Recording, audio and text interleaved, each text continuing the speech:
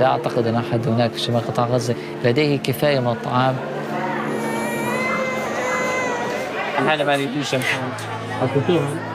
والعدد أكبر من الطاقم المتواجد في قسم سوء التغذية.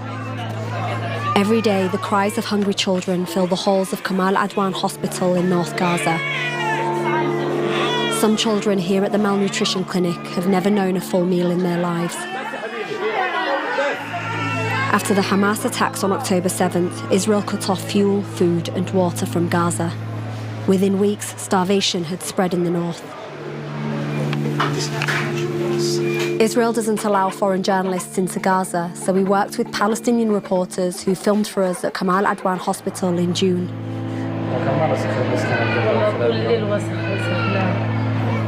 Abdul Aziz is 5 months old and starving.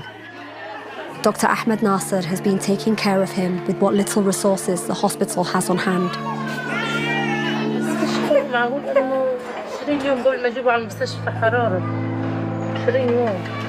حالة خطرة جدا. الطفل لا يستقبل أي شيء في جسده، يعني أي شيء بيدخل الجسد بيتم إخراجه بدون الفائدة للطفل.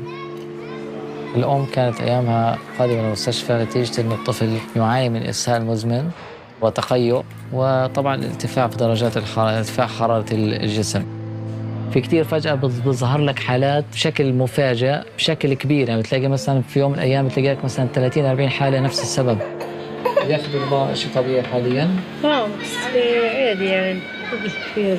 قعدوا يمكن 10 أيام فيش حليب صناعي انقطع من البلد كلها، فابني عانى من جفاف شديد جدا بحياتي كلها. ما قلقتش هيك قلق، خايفة لا سمح الله ان انا يعني افقد وشيء.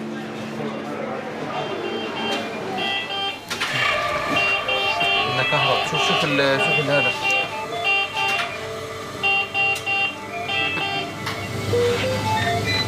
سامشي؟ On the second day of filming, Abdul Aziz's heart stopped. يلا بالعجل. لا عشان السجيه، بدنا السجيه. شوي. حطيت ادرينالين يا جماعه وتروبين. بسرعه يا علي بسرعه.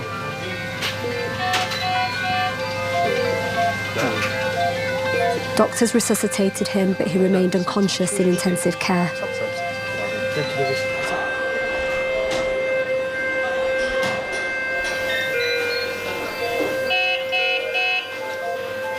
The following week, on June 30th, Abdul Aziz al-Harani died. He was one of at least 38 people in Gaza who've died of malnutrition since October 2023. All but one were children.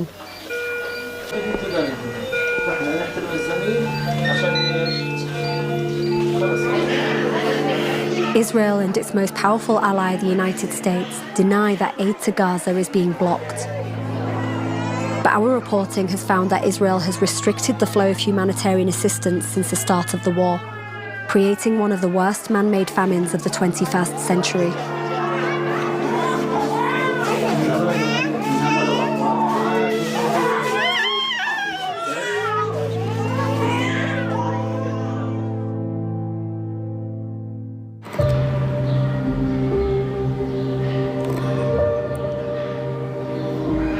إشي صعب علينا، إنه كيف فقدنا الولد بسبب جوع صعب.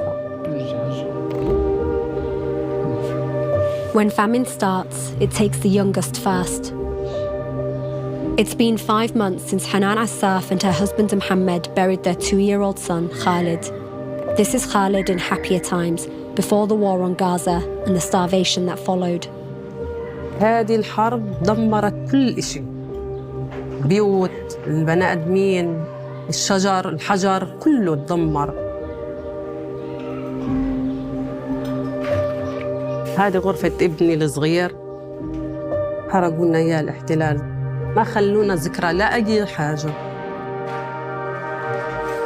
الولد ما كان فيه ولا أي حاجة للأمانة يعني.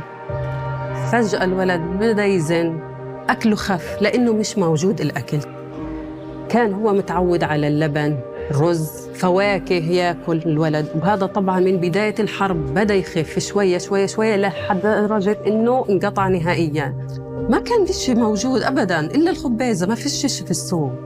والأسعار خيالية إذا موجود. ولد صار شبه هيكل عظمي، خلص بالمرة يعني، حمله زي المولود. بطل الولد يقدر يقعد ولا يتحرك ولا يمشي، ضعف جسمه نهائياً الولد. أخذته على كمال عدوان، ما كان في طب ولا في علاج أساساً. آخر يومين حطوه في العناية على الجهاز التنفسي. Khalid died of severe dehydration and malnutrition at Kamal Adwan Hospital on February 2nd, 2024. Fears of a famine in Gaza started as early as the beginning of the war.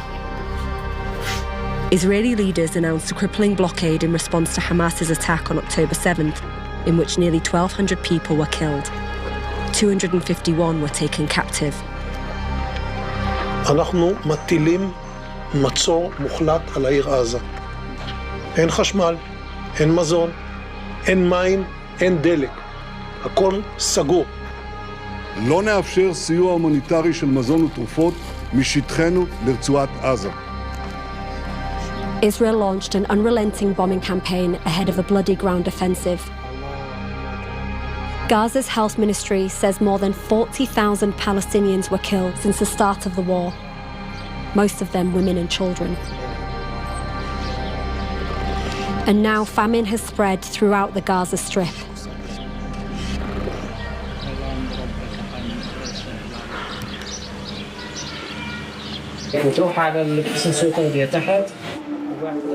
لم يتم تسجيل أي حالة سوء تغذية ما قبل الحرب. Dr. Ahmed Nasser is 28 and only 2 years out of medical school.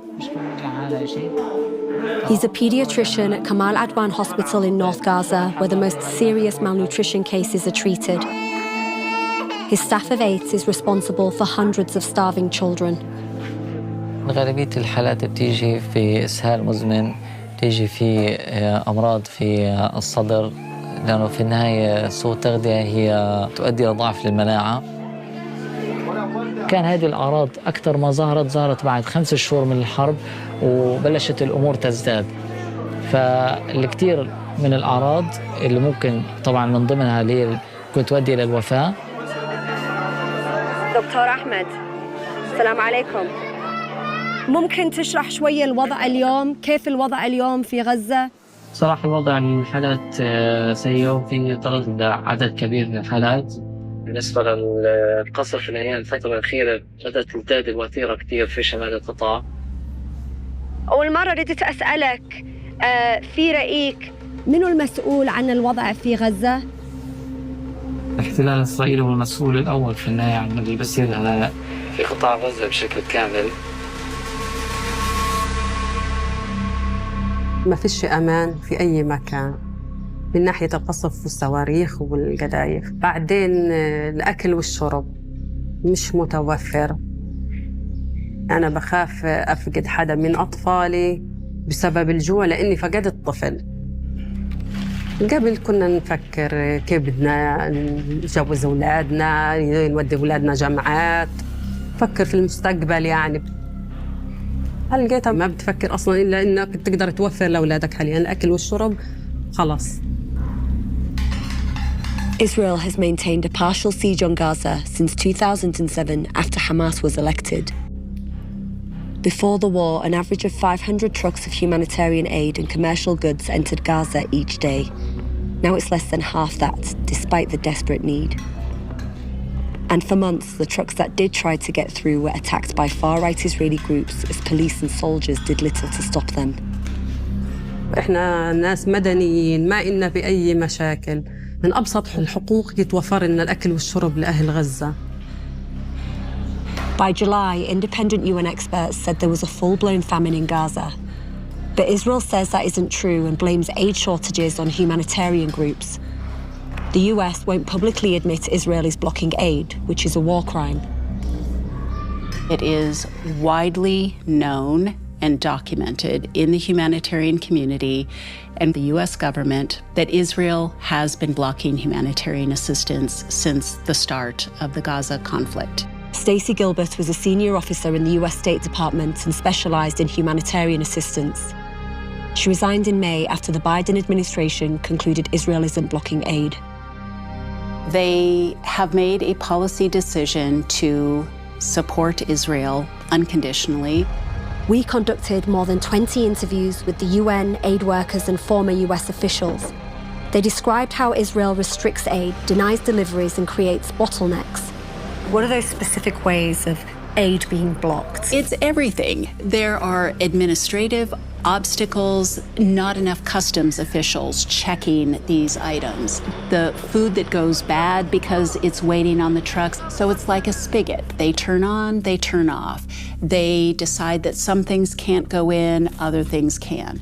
Aid workers' visas are denied or delayed, and when the pressure builds, they will allow more assistance in, but then the spigot gets turned off again.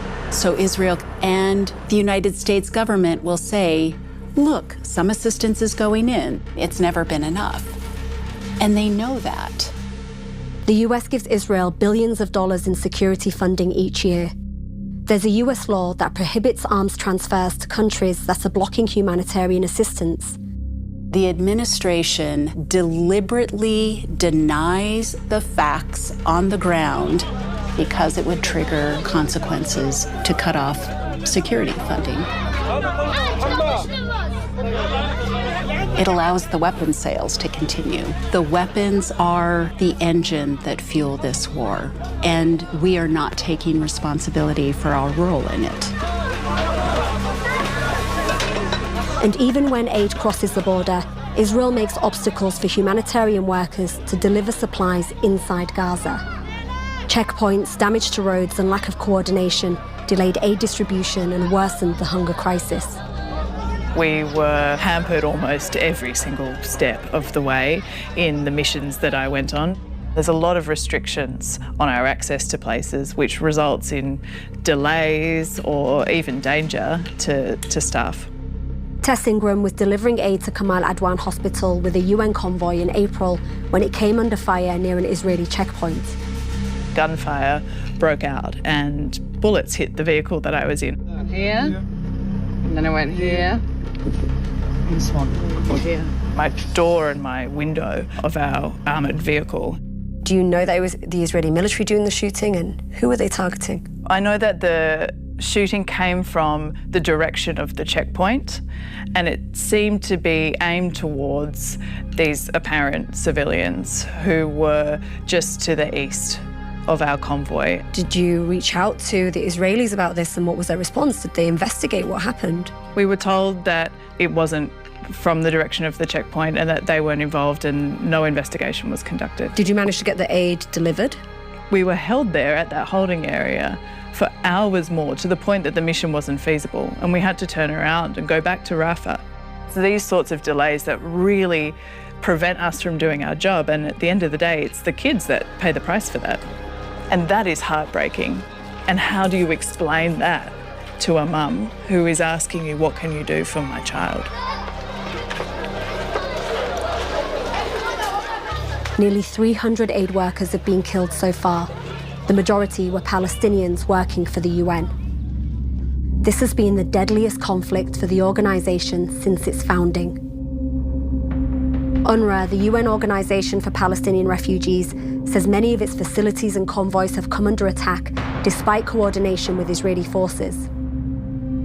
Israel has tried to dismantle UNRWA for decades. It's considered the backbone of aid delivery. If it collapses, no other organisation could take its place. It's not just delivering aid that can be deadly. Scores of civilians have been killed while collecting it. In February, more than 100 Palestinians seeking food from aid trucks in North Gaza were killed, and hundreds more injured after Israeli forces opened fire on them. It's known as the Flower Massacre. So when we hear of the Flower Massacre, it's not one isolated incident that was some accident. We partnered with open-source investigators at Forensic Architecture to examine the data behind attacks on people seeking aid. We found more than 40 attacks. We saw so many videos of people being attacked in similar circumstances. So we actually went through all of those videos and we geolocated as many of them that we could, and we plotted them out on the map. The work we are doing is identifying the repetition of certain tactics. Then we can start to establish a pattern. As we looked into more of these attacks, we started to see that they were systematic in nature and not arbitrary. Looking at it like this, seeing that they're all concentrated here and here, could that be a coincidence? No, so those specific points of concentration, those are where civilians come to receive the aid. The investigation revealed that Israeli attacks didn't just kill civilians seeking aid. We also have attacks on bakeries. They also destroyed key infrastructure that received humanitarian assistance. When aid is initially distributed, flour is distributed to bakeries, bakeries are targeted. When aid starts to be distributed to schools, then schools become the target. Forensic architecture documented 16 attacks on bakeries between October and November, sometimes while people lined up for bread. And 107 shelters that received aid had been destroyed up until January. We have attacks on aid personnel. This includes civil service workers like police. Then, at the start of the new year, there were attacks on police and civilians who escorted humanitarian convoys. Police had to suspend their operations in escorting the convoys. After that, World Food Program had to suspend its operations as well. And then tribal communities started to step up to facilitate aid. And then we see strikes on those communities, specifically targeting those people. So this is purposeful. This is a purposeful military tactic, according to the data. Yeah, absolutely. The only thing you can conclude from that is that the consistency of attacks shows that it's systematic in nature. I mean, Israeli officials say over and over again that they are not intentionally denying the people of Gaza aid and that they are not guilty of starving Gaza. I think the evidence points to the opposite. They're creating essentially a chilling effect so that it sends a clear message that if you're receiving aid, if you're planning aid, if you're working with it in any capacity, you are at risk, you're in danger. We asked Israeli authorities about the findings of our investigation. They did not respond.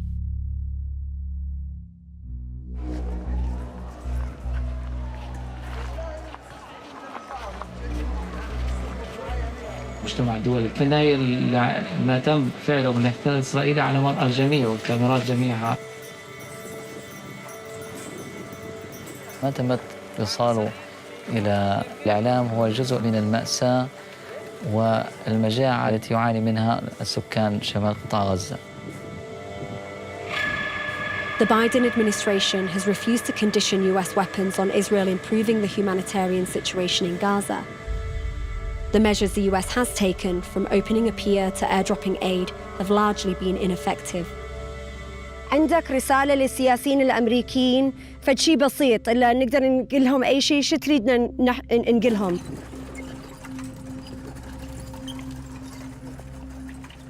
وأبسط حل إنه في النهاية فتح الحدود يعني بشكل كامل لوصول المساعدات لشمال جميع الأهل في شمال القطاع وسواء قطاع غزة بشكل كامل.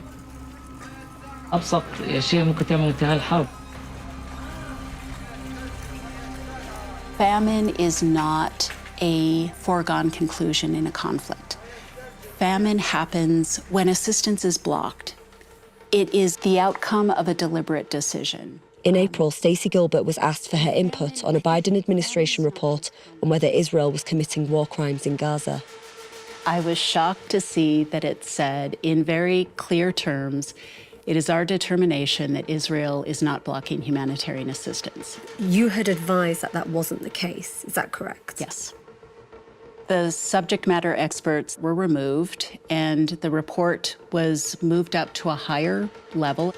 We were told you will see the report when it is released publicly. And then the report comes out and just doesn't include what you had to say? I wasn't sure I read that correctly. I read it again, and I sent an email then that I would resign as a result of that. Do you remember what you wrote in your resignation email?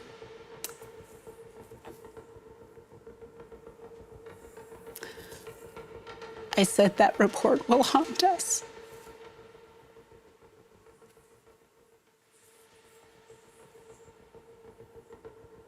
And it does, and it haunts me.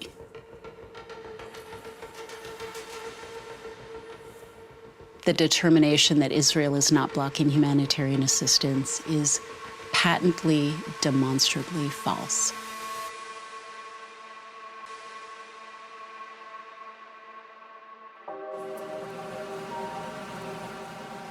We went to a press briefing at the US State Department to ask about Washington's support for Israel as famine has spread throughout Gaza. We've had aid organizations and relief groups who've said over and over again that Israel is using starvation as a tactic of war. How do you respond to the allegations of complicity of the US government, and what more will it take for the US to stop Israeli military funding? So, is the United States that has secured all of the major agreements to get more humanitarian assistance into Gaza. Going back to the very early days, the first week after October 7th, when the secretary traveled to the region and the president traveled to Israel, and together convinced Israel to open Rafah crossing to allow humanitarian assistance in. It has not been enough. There are obstacles. Sometimes those are logistical obstacles coming from Israel. Sometimes those are the nature of moving humanitarian assistance around in an armed conflict. Under US law, it is required that any country receiving military support must not obstruct the flow of humanitarian aid during war. And every major rights group, from the United Nations to Human Rights Watch, has said that Israel is using starvation as a tactic of war. Do you disagree with them? And are you, one final question, are you not afraid of completely losing legitimacy, of being seen as being hypocritical when it comes to supporting human rights in one country, but not when it comes to Palestinians? Let me just answer the first question. So I would encourage you to read the report that we issued on this very question 2 months ago that looked into Israel's compliance with international humanitarian law and their work and whether they had done a good enough job to let humanitarian assistance in, where we said that there were some roadblocks that needed to be overcome, and we had worked to overcome those, and we had seen Israel take steps to allow humanitarian assistance in. When the President of the United States has to ask Israel to allow assistance in, that effectively is an admission that Israel is blocking humanitarian assistance. By the US not adhering to its own laws, do they have blood on their hands, the US government? Yes. We have made a decision not to control the thing that we have control over, and that is our military support to Israel. Even when we know they're blocking humanitarian assistance, which is a violation of our law.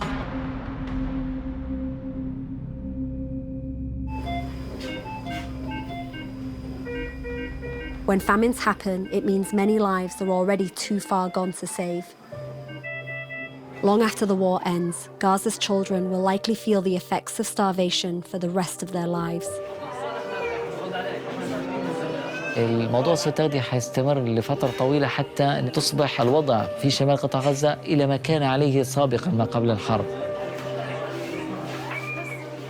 صورة صعبة جداً أتخيل على الطفل. ففرصة النجاة للطفل في شمال قطاع غزة هي فرصة شبه معدومة. In August, 5-month-old Mohammed was admitted to the hospital in serious condition. His mother Hala says he needs a special formula that's not available in Gaza. Like every baby at the hospital, the entirety of his life has been shaped by this war. هو انولد في 11/2 في عز المجاعة، في عز النكبة، يعني في عز الكارثة في الحرب. ما كانش في غذاء للأم تيصير غذاء للطفل. مرعوبة إني أفقده في أي لحظة. يجب أن نألف هذا الأمر. يجب أن نرفض بشكل يومي حدوث هذه الإبادة أو المأساة أو الحرب التجويعية التي تكون في شمال قطاع غزة. الحقيقة هي أسوأ مما توصل إلى الكاميرات.